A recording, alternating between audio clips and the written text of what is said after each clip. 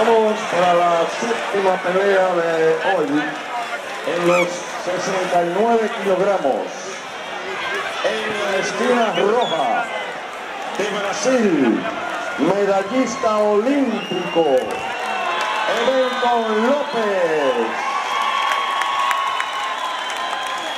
En la esquina azul de nuestra hermana República de Haití,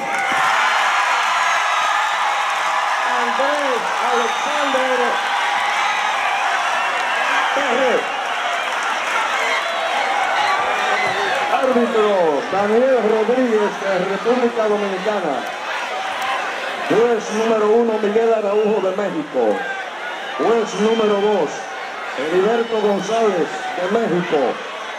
Juez número 3 David Zawalski de Estados Unidos. Juez número 4, Ramón José Brito de Puerto Rico, y juez número 5, Carmen Vélez de República Dominicana.